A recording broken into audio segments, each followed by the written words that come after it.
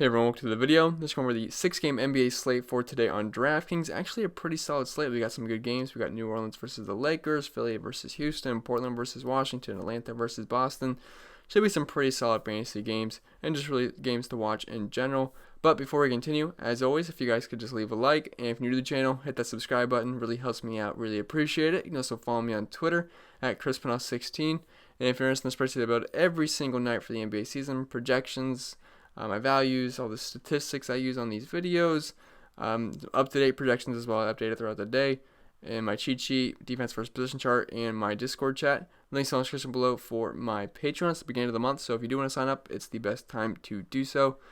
Without further ado, we should probably get right into the video. So as always, we're going to start right up top, and we got LeBron here 11th. I shouldn't say as always. I guess I'm thinking of... No, we don't always start with the guy up top, but LeBron, he happens to be the most expensive guy on the slate, and I happen to have a lot of interest in him. Now, it is a little bit weird that he's more than James Harden, because that's usually not the case, and this is the most expensive he's been in a while, but, you know, he's coming off an absolute monster 30-point triple-double versus Phoenix, where he had 73 fantasy points, absolutely destroyed in 38 minutes. It was looking like he actually wasn't going to play that much in the game, because they were blowing them out by like 30 at one point, and then Phoenix stormed back, almost tied the game up at the end, but...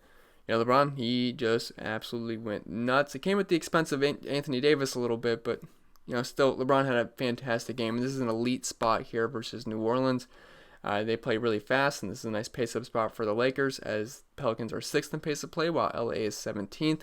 And they also really don't like to play defense, and that's especially true versus point guards. They rank 30th versus the position. And I know LeBron's huge, but he does play point guard for the Lakers. So either way, I didn't really care who's actually guarding him. He should be able to eat here. And we also have a pretty nice 226 over-under in this game, which is also the late game. So if you want the late-night hammers, LeBron is going... I expect him to have some ownership. I'm not totally sure how high he's going to be, because it's the night before, so I really can't gauge ownership as of right now. But if I had to guess, LeBron should have some ownership, and it's the late game, so you'd expect him to have some ownership. Now, the only problem here would be that the Lakers are 10-point favorites, but you can't project people to be in blowouts most of the time, because we saw... I think, was it last night where the Bucks, or I guess 2 nights ago, where the Bucks kept the Timberwolves kept it close with the Bucks, and then I think tonight the Pistons are keeping it close with the Clippers as of right now. So I don't really like to project blowouts. So if it's a good player in a good spot, no matter what the spread is, I usually like to play them, except Giannis. I kind of make exceptions for Giannis, because he doesn't usually see huge minutes, and the Bucks do tend to blow people out. But I still have a lot of interest in LeBron here, and obviously he's been great this season. Just he has a 32% usage rate and 1.54 points per minute. So LeBron, he's expensive, but he's an excellent play on the slate. This is a perfect matchup for a guy like him. James Harden, I'm personally going to pass on Harden. I just think there's better matchups than targeting someone versus Philly, and I'd rather play LeBron, and I'd rather play Anthony Davis, and they're both at similar price points, so I'm not going to tell you to play all three of the guys, because that just doesn't make sense. So I'd personally rather play LeBron. I really don't think 300 salary difference is going to be too much of a big deal. If you happen to make a lineup, you only have 300 left, and you can only afford James Harden, not the end of the world. I think he'll be fine, but I do like Anthony Davis here at 10,300, and you know he's a little bit cheaper than LeBron, about 900 cheaper, so he does offer you a little bit more value. Now he's not been great the past 4 games, considering his price tag, 45, 44, 42, 43. Past 4 games, little rough for his price point, only getting about 4x if that. But he's going up against his old team here, so I'm sure he's going to be amped up. And I know he already had his revenge game. But the narrative is still there, going up against your old team, so he should be juiced up for this one and, you know, play a little bit harder. I mean, not like he doesn't play hard, but you know what I mean. He's going to have some extra juice for this game. I already talked about the game environment here. It should be pretty fast-paced. New Orleans does not play defense. It's a late-night hammer, a lot to like here. And the Pelicans, they struggle versus big men, 21st versus power forwards. And on the season, Davis has a 30.3% usage rate, 1.45 points per minute. I think he's a very solid play at 10,300. Are you going to be able to fit both LeBron and Anthony Davis in? Probably not, since they're both pretty expensive and LeBron got the price hike. And if I had to pick one, I feel more comfortable with LeBron, but I don't mind Anthony Davis in GPPs. I think LeBron's the excellent cash game option. You can play him in GPPs as well, but I just think LeBron's got the safer floor as of right now. Now, so those are basically the 2 chalky-ish cash game plays, the 2 Laker studs. But if you want to save a bit of dough, and I think you might need to, you could use this duo in GPPs instead of LeBron and Davis. You could look at Lillard and Whiteside, both, you know, point guard and center eligible. So it's kind of like the pivot off of those two, and they're a little bit cheaper, but it's a really good spot versus Washington. So let's talk about Damian Lillard first. So is he priced up? Yes, extremely. 9,700. This is the most expensive he's been in at least the past 10 games. And honestly, it feels like this might be the most expensive he's been all season. All of the Blazers are super expensive in this game outside of a few guys, but the main pieces for the Blazers, very, very expensive. So DK wasn't messing around with the pricing here versus Washington. And the total isn't out yet on this game, but I have to imagine it's going to be pretty high. We got two bad defensive teams, and both teams play pretty fast. Both teams are top 12 in pace of play, while Washington is 7th, Portland is 12th. So it's a little bit of a pace-out spot here for the Blazers. And both teams are also bottom 5 defensively for fantasy points given up. So this could definitely be a shootout here. And it could be a track meet as well. And individually for lower, this is a good matchup. Washington ranks 28th versus point guards. Don't mind Damian Lillard, 1.2 points per minute, close to a 30% usage rate. I think he's a fine play, although he is pretty expensive. Same with Hassan Whiteside. He is definitely the highest price he's been all season. But, honestly, it's deserved. The guy's been an absolute stud, and I still can't believe he was only 7,100 versus Phoenix a couple nights ago. That pricing makes absolutely no sense. His price has gone up 2,400 since then. It's deserved, though. The guy is great, and honestly, it's kind of baffled me how low price he's been all season. He's always been a pretty good point per dollar option in projections. I don't think he will be a good point per dollar option, but at 9,500, I had to expect it to be a little bit lower owned, and I think he can get 50 plus fantasy points pretty easily here versus Washington. And on the season, he's averaging 1.35 points per minute, and he's getting mid 30s minutes. So honestly, he should be priced here, and I think he can have a pretty solid game. And for reference, Lillard is 200 more than Whiteside, and he's only averaging 1.27 points per minute, and Whiteside's at 1.35. Now, does Lillard play more minutes on a nightly basis? Sure, but Whiteside's got similar upside. I mean, we've seen 50-point games out of him. He just had 54 points versus Phoenix. He had that 63-point game versus Minnesota, 50 versus Golden State, 59 versus Denver in a tough matchup. So I think if you want to play Hassan Whiteside despite this high price tag, I think that's totally fine. And it's a good matchup down low versus Washington. They rank 27th versus center, so I don't see any reason to not want to play Hassan Whiteside beside the price tag. I mean, everything else lines up, but I know it feels expensive for him, but this is honestly where he should be priced. Maybe he's a little... Okay, maybe he should be like high 8s, but still 9,500 is a fair price tag, I think, for Hassan Whiteside. But I totally understand if you're a little bit more comfortable playing Joel Embiid at 9,400, just because, if you're going to tell me Embiid's cheaper than Whiteside, I'm probably just my first reaction would be like, okay, I'm playing Joel Embiid, which I totally get that, and this is a good matchup for him, just because of the game environment. And so he's in a tough price point, I will say, because you got guys like LeBron, you got guys like AD, you got guys like Lillard and Whiteside. So at 9,400, he's kind of in that gray area where I'm not really expecting him to have too much ownership. But this is a good spot. That does not mean he's a bad play. This is a nice pace up spot versus Houston, who is third in pace of play right now, and the Philly 76ers are almost at the Eagles. Philly's about like 20 something as of right now, so it's a nice pace up spot. And Embiid's been great this season, 1.5 points per minute with a 30% usage rate. Now, he does not see big minutes all the time. He did see 36 minutes in the last game versus Miami, which is more than he usually gets. But if the game's competitive, he will be on the court. Sometimes he only sees high 20 minutes, but if he can get over 30 minutes, I think this is an excellent play. Especially versus Houston. Now, they're actually solid versus centers, but Hassan Whiteside is matchup proof. It was a tough matchup versus Miami. He got 54 points. Tougher matchup versus Orlando, 44, which isn't terrible, but he is going to be fine either way. So Joel Embiid, I don't think he's a bad play whatsoever. There's just a lot of good spend-up options on this slate. You got LeBron, you got Davis, Lillard, and Whiteside. These are more GPP options. I guess your more of a cash games option would be LeBron, Davis, Joel Embiid, and then the GPP options would be Damian Lillard and Whiteside just because they're priced up. So that's kind of how I'm viewing that as of right now. Obviously, I can change my mind throughout the day, but as of right now, that's how I'm viewing it. Bradley Beal, he's questionable. They said he's going to sit out one of these 3 games, I believe, and we're not sure which one he's going to sit out.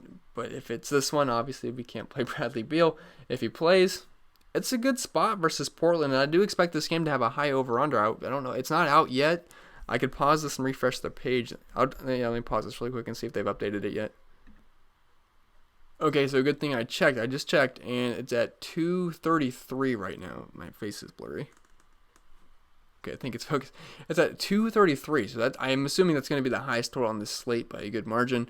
So definitely one we could game stack. That actually makes me like Lillard and Whiteside quite a bit. That really high total, though I was expecting that already. So, but they're still overpriced. But if Bradley Beal plays, we have a 233.5 point total. He's only 8,500 too. This is the cheapest I shouldn't say it's the cheapest he's been in a while because he was 8,700 versus Orlando and 8,600 versus Philly. But it feels cheap for Bradley Beal, doesn't it? 8,500. That was my first reaction. I kind of actually glanced over him when I was first writing my notes down for this slate because I actually had to go back and I was like, well, wait, Washington's on the slate. I didn't even look at Bradley Beal. And I was assuming he's going to be like above 9K. Only 8,500, so that's not a bad price point, especially versus Portland, one of the worst defensive teams in the league. And like I said, this should be a pretty fast-paced game. Not a lot of defense going on. Should be a lot of back and forth. And if Washington's got a 233 total, I have to assume Washington's now 233. The game has a 233 total. I have to assume Bradley Beal is getting a good chunk of that. I think he's a safe bet for over 45 fantasy points. Sorry, I had to pause real quick. I thought I heard something. But, yeah, Bradley Beal, I mean, if he's good to go, he's going to get 30-plus minutes. I think he's going to be a solid play. But as of right now, I have no idea if he ends up playing or not. Kind of hoping he does, though, because that could just make this even better of a game stack. So, Bradley Beal, keep your eyes on the injury news right there. But if he plays, he's pretty cheap, and I think he's a pretty solid play versus Portland. Let's see, scrolling on the list here a little bit. Kemba Walker, he's actually going to be a game-time decision. So, unfortunately, we're not going to know this early in the day. But I think I have you guys covered for who the best plays would be if Kemba Walker happens to be out. Jason Tatum, actually right below him, he would see a huge bump with Kemba Walker being out. And if he misses, we got to have interest in him because I ran the numbers with Kemba off the court this season, or just in general. He's got a 36.2% usage rate, which is an 8.3% bump, which is higher than anybody else on the team. He's also at 1.3 points per minute, which is a 0.17 bump, and that would also be the highest on the team. So Jason Tatum would really, really benefit with Kemba Walker off the court, and he would become an elite play versus the Hawks, too, which is an elite matchup, as they are the worst defensive team right now for fantasy points given up, and they are dead last versus small forwards and second to last versus power forwards. So this just lines up perfect for someone like Jason Tatum. And it's also a nice pace-up spot, too. Atlanta is 5th in pace-up play, and Boston is 22nd. So if Kemba Walker's out, I know he's 8,200, which is pretty expensive, but the numbers would suggest he's an excellent play, and it honestly wouldn't surprise me if he got like 50 fantasy points in this game. And he's shown upside before. He had 67 versus Charlotte. More of a 40-point, 30-point kind of guy, but with Kemba Walker off the court, he would become a very solid play. So you got to make sure you keep your eyes on the injury news for Kemba Walker. Ben Simmons, he's an okay play. I don't like playing Ben Simmons because he always sucks when I play him. But I think he's solid. He has triple-double upside every single night. Not a big scorer, but he does all the peripheral things, which are nice. And he loads up on the steals 3, 4, 3, 0, 4, 3, 2. So those are always nice because those are worth 2 points apiece. And he's been solid. 35, 49, 41, 55, 60, 47. For the most part, he's been pretty solid. And it's a really good matchup versus Houston. I think he could thrive in this game environment. They play the third fastest pace of play, so it's a big pace-up spot. And really, they're just not that good defensively versus guards, small forwards, whatever you want to call Ben Simmons. So I think he's a solid play if you just want to game stack this up. I totally get it. It's just most of the pieces are expensive in this game. But Ben Simmons, he should be solid for his price point, so I don't mind looking at his way in cash or tournaments. Scrolling down the list a little bit. Butler's cheap versus Orlando. I just think there's better spots on the slate, to be honest. Julius Randle, I like him. So he comes in at 7,700. The dude's been a stud lately. I mean, 48 points, 61, 47, 50. Now, the common theme here is these were all good matchups. Washington, Brooklyn, Washington, Portland. Just about as good of a draw as you can get as a big man versus these teams because they all suck down low. But he also draws another good matchup versus Phoenix. So the good matchups just keep on rolling for Julius Randle. And I just don't see why his good play can't continue either. And it's a nice pace-up spot versus Phoenix. They're 8th in pace of play. New York is 25th, so that's a pretty big pace-up spot. They also really struggle with big men, too. They rank 20th versus the position, so I think Julius Randle can have a field day down low. Wouldn't surprise me if he got near 50 fantasy points again, if not more. And on the season, he's got a 27% usage rate, 1.12 points per minute. He's playing huge minutes. The rotation has tightened a bit for the New York Knicks, so don't really worry about the minutes being played ever. Should see about 35-plus minutes in a competitive game. So, Julius Randle, I have quite a bit of interest in him. In last game, he only played 30 minutes, and he was playing 39, 35, 37, 32.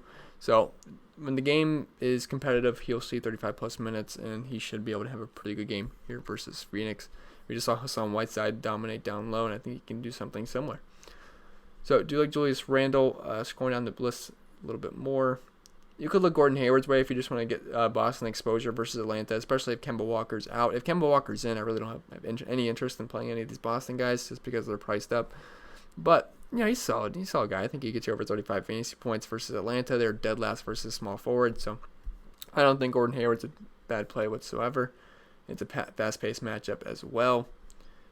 Let's see. Kelly Oubre's been hot, but I don't really like playing Kelly Oubre. Carmelo Anthony, though, he comes in at 6,700. Like, I think I'd rather play Melo versus Washington. I know he's 6,700, and this is the most expensive he's been. But we have a 233 total. I mean, that just obviously is going to draw some interest. I mean, he had a good game last time out. In 31 minutes, he had 35 fantasy points.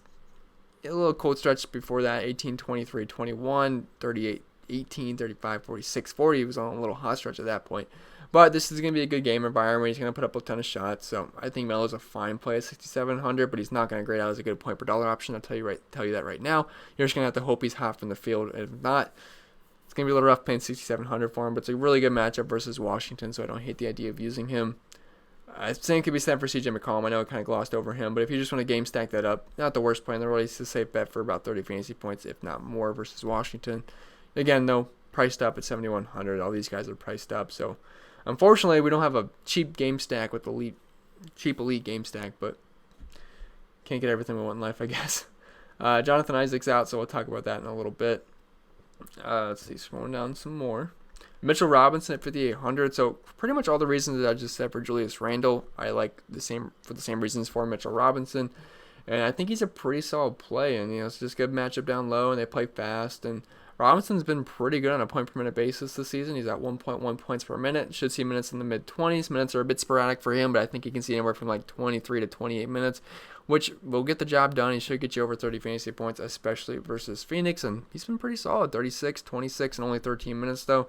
So 26 doesn't look great, but he only played 13 minutes. That's 2 points per minute. And 31, 34, 15's rough, but 28, 45, he's got upside. So don't hate the idea of using Mitchell Robinson. I think he gets a double-double tonight, and I think I like his upside as well. I think he's a really good GPP option, maybe a little bit iffy in cash games, but definitely look his way in GPPs. You could also look at Enes Kanter here at 5,500.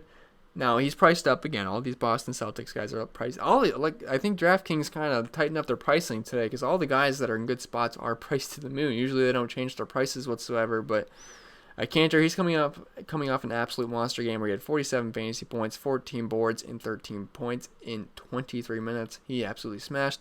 Price came up 400, but it's a really good matchup versus Atlanta, worst defensive team in the league. They suck versus centers. I think they're ranked 20th versus the position. The minutes aren't going to be huge for Enes Kanter, but I think if he gets like 20 plus minutes, I think he'll flirt with 30 fantasy points, which is not too bad at 5,500. So if you want to look to play all these Boston Celtics guys, I get it if Kemba Walker's off the court. I don't think he's that bad of a play. So we're going to list some more. Again, if Bradley Beal's out, you could look at all these secondary options on Washington, like Gary Payton, Troy Brown, Jordan McRae. Off the top of my head, I can't remember everybody, but it all becomes solid plays. But I think he will play, but not totally sure. Kyle Kuzma, you could look his way if you want some Laker exposure. I actually played him in the last game just because he was a last piece fit. Fast-paced matchup versus Phoenix. I had 27 minutes, 29 fantasy points. He was hitting some threes. He was 3 for 10. He shot a lot of threes. This is the most threes he shot. I feel like he's most threes he shot all season, maybe besides that one game. But put up a ton of shots, thought 30% from 3, which actually it's not terrible. But had a good fantasy outing, and it's another good matchup versus New Orleans. And if he sees over 25 minutes, which I think he will, I think he can flirt with 30 fantasy points. So I don't hate the idea of using Kuzma. Had an awful game versus Dallas, but he had 32, 34, then 29, 26. So I think he's a safe bet for over 25 fantasy points, 5,200. Price came up, but not a bad play in my opinion. Marcus Smart, again, if you just want exposure to Atlanta, if Kemba Walker is out, I totally get it at 5,100. Not a bad play by any means. I just don't feel like talking about every Boston Celtics, but I guess we're going to have to because they're in good spots. Gary Payton, he's at 4,300. If Bradley Beal plays, can't really look his way because he's only seen 14 and 10 minutes the past 2 games. But if Bradley Beal's out, he saw 30 minutes, 31, 34, and he was pretty solid, 44, 30, 37, 4,300. The price came way down. So if Bradley Beal's out, we could definitely look Gary Payton's way, and he's been solid when playing. And I actually played him when he was 5,600 versus New York, and I don't see why I wouldn't play him at 4,300 versus Portland. So not a bad play, especially in a 233 over/under. But again, we got to wait on Bradley Beal news. Let's see. Just going down some more. We could look at Terrence Ross's way. We don't have a lot of value on this slate, but Aaron Gordon is questionable to play with the Achilles injury, and then we know Jonathan Isaac is out. So It's obviously going to bump up a few guys on the Orlando Magic, and Terrence Ross should be someone that does benefit from that. Now, I know he didn't have a great game last time. He only played 24 minutes in a blowout versus Washington. But if it's competitive, I think he can push for 30 minutes. I mean, the past 3 games, 28, 27, 28. And if with Jonathan Isaac being out, it's obviously going to bump that up a little bit. So I think he can flirt with 30 minutes here. And without them on the court this season, he's at 0.8 points per minute with a 23% usage rate. So that's not too bad. Sucky matchup versus Miami, but he's probably going to see some Jimmy Butler as well. But at 4K with the increased role, I don't hate it. His price actually came down, which doesn't make sense to me too much. I guess maybe just the matchup, because he had 2 good matchups versus Washington and Atlanta. So I understand maybe pricing him down for the matchup. But with Aaron Gordon questionable and Jonathan Isaac out, you would expect him to get a little bit of a price bump, but wasn't the case. So he does grade out as a pretty good point per dollar option as of right now. You could also look at Wanamaker if Kemba Walker happens to be out. Now, I don't really like playing Wanamaker because he's just not that good, and he actually had 21 minutes in the last game, only 12 points. Kemba's out, though. He could push for 25 minutes. Now, is he going to do anything special? Probably not. But at 3,900 versus Atlanta, I don't hate it. I actually don't remember the numbers off the top of my head. I'm going to pause this and go back, and I'll let you guys know what his numbers are with those guys off the court. Okay, so with Kemba off the court, Wanamaker's like at 13% usage rate, which sucks, but 0.79 points per minute, which isn't too bad given his price tag. And it's an elite spot versus Atlanta, so if he limps his way to 20 fantasy points, if we're lucky, not terrible at 3,900, but not the best player in the world. I will say that. You can also look at Kent Bazemore here. He comes in at 3,500. If you just want cheap exposure to this game, look, he's going to play minutes. He should play about 25 minutes. Look at his recent games, 29, 22, 28, 24, 31, 33. I think, he's not great. 16 points, 14, 22, 13. But this is a great game environment. We got a 233 total. Great spot versus Washington. Going to be a fast-paced game. I think he can find his way into 20 fantasy points at 3,500. I really don't think that's bad of a play. So not a lot of great value options as of right now, but Kent Bazemore at 3,500 isn't terrible. Then I just got one more guy for you. It's going to be Wes Iwundu. I'm not sure how you say that name, to be honest. I'm sorry if you guys are big Wes Iwundu fans. Iwundo. But I just don't know how to pronounce his last name.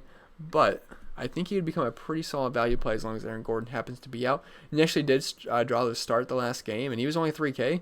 And we know that Isaac's out now. And we know Aaron Gordon is questionable, and they only priced him at 3,100, which seems a little bit silly to me. So we'll take the discount if he happens to get the start again. And he played 22 minutes, and the game wasn't that close, so didn't really need to see extended run. But versus Atlanta in a closer game, he saw 25 minutes, which was nice, only at 12 points. But there's also Jonathan Isaac off the court now, so it's going to be a bump. But I did see the start last game, 10 points, 6 boards, 20 fantasy points. I'll take 20 fantasy points from someone that's 3K any day. Now 3,100. Isaac being out, I think he gets over 20 minutes again, and I think he can flirt with 15 to 20 points. And it doesn't sound great, but he's also min-price, basically, besides 100. So I think Wes would be a fine play here. Without those guys on the court this season, he's at 0.75 points per minute, which is not that bad. So I think Wes is a pretty solid, just absolute pump play if Aaron Gordon happens to be out. And that's pretty much going to be it for the video, guys. I feel like that was a long video, but there was a lot of good plays on this slate. So hopefully this video was helpful. If it was, remember to leave a like. If you're new to the channel, hit the subscribe button. It really helps me out. Really appreciate it. Follow me on Twitter at ChrisPennell16, and I'll see you guys in the next video.